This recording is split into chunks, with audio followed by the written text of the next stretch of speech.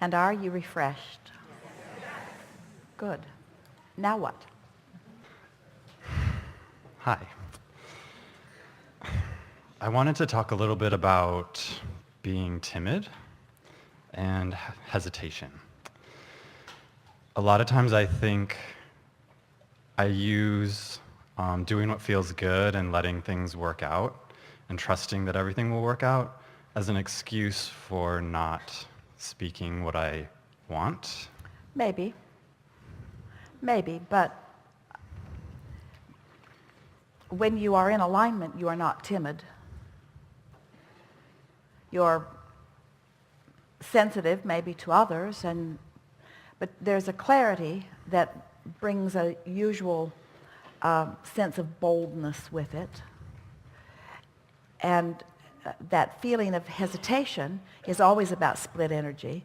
That feeling of second guessing yourself is always about split energy. Certainly that catering to what others think, in other words, looking for their approval and coming not to trust it, because often that they're not in alignment, and so they don't appreciate you, not because you're not appreciable, but because they're not in the mode of appreciation. So alignment first, and then. I feel like I get a lot of momentum going internally and on my own, and it's been my experience that at some point you have to bring in others in order to manifest something big. Well, this is the perfect basis for a conversation about unconditional living, isn't it? Because Esther began playfully saying, she was playful about it, but she meant it too. She said, I think I'm becoming a sort of vibrational snob, because she was enjoying her high-flying feeling and not really wanting to come down from it, and finding that sometimes in interacting with others that she would focus on conditions that then would make it not possible for her to maintain her alignment. And so then she began saying things like, when I'm by myself, I can fly pretty high, and with strangers too. And then that made her begin to understand that she had fewer negative expectations of strangers. She didn't know about their conditions, so she was just naturally living more unconditionally when she was by herself, because there were frankly fewer conditions to notice, and fewer conditions with strangers than with people that she had already formed opinions about that were conditional and keeping her from her alignment. But after a while, that sort of puts you in a trap where you're off by yourself. Mm-hmm. And what you want is to be out where you can benefit by the co-creation of others. So this unconditional is something that you have to kind of practice and then go out, practice and then go out, practice and then go out. I find that in my mind, a lot of times, even like right now, it's hard for me to focus on that ascension and that straight form of energy when I'm constantly thinking about what other people are going to think and how it's going to affect me. That's all right. You see, that's what we meant earlier when we said, don't feel uncomfortable about being where you are in terms of your belief about something or just the way something is unfolding. Don't beat up on yourself about it, because first of all, you've been trained that way. People have trained you to care about how they think, because it's important to most people who are living conditionally for you to create conditions that they can live with. And so you've been trained that way, and you're doing it to them and they're doing it to you. It's not something that you're all of a sudden going to stop doing. But there is an endless trap in that, because the more conditions you find necessary to control, and the more you are able to a certain extent muster your power and your clarity and your strength and your position or whatever in order to demand conditions that please you, then the bigger the trap you get into, because the more you have to control. That's usually what makes people finally give it up, because there become too many things that you can't control that you feel that you need to control in order to feel good. Where when you begin to understand that you don't have to control anything in order to feel good, you just have to care enough about feeling good that you're willing to reach for thoughts that do feel good, then you are so powerful, because then you can go out, step 4 living that we were talking about earlier, be in the world, interact with others, and not lose your place because you're worried about what they are thinking about you.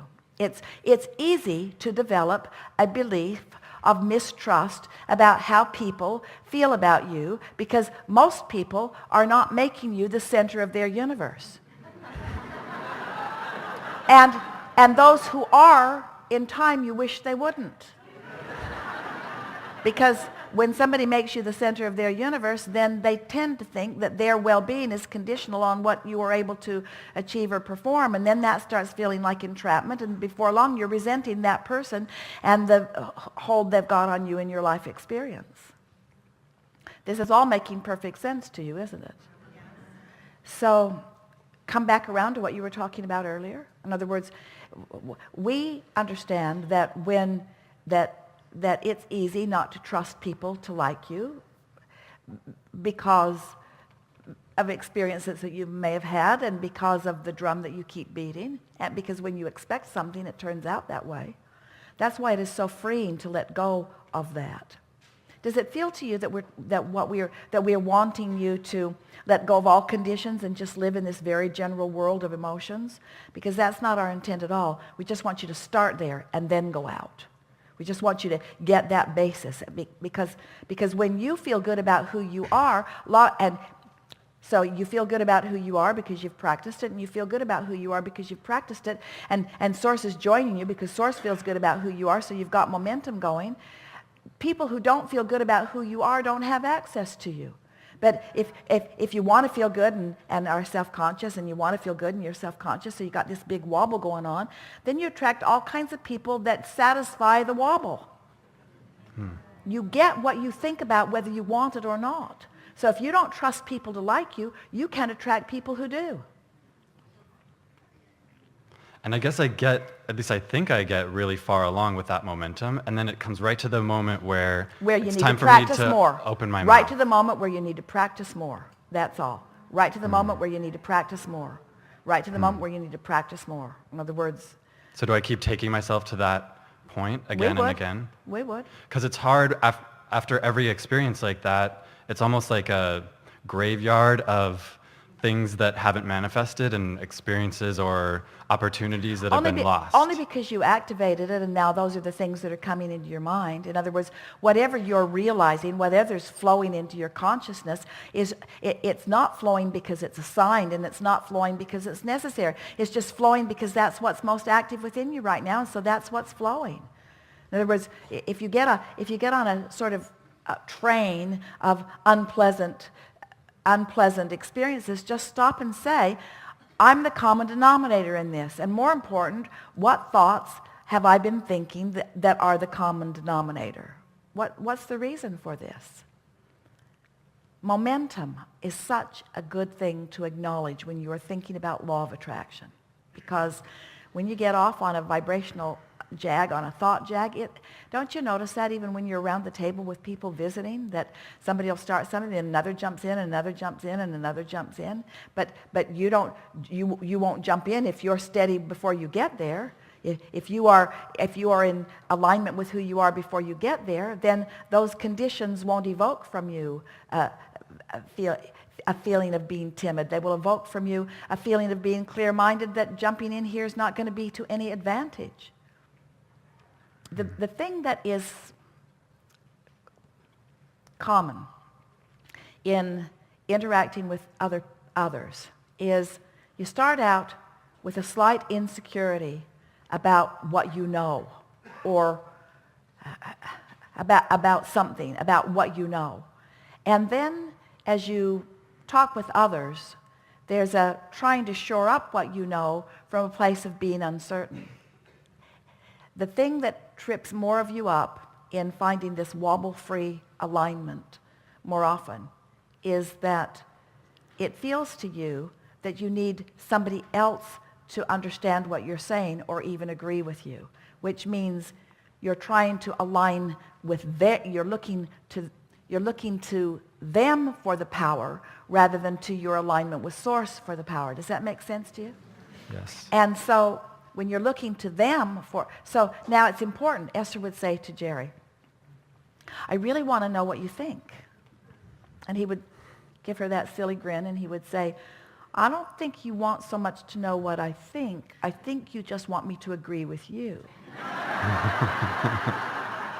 Because the conversation sometimes would go on for a while as she's coming at it from another way and from another way and from another way. Because there's something about getting somebody to agree with you that can sort of shore you up. But it really is looking for alignment or love in all the wrong places. And so when you're looking, that feeling that you need to convince, you need to make yourself understood.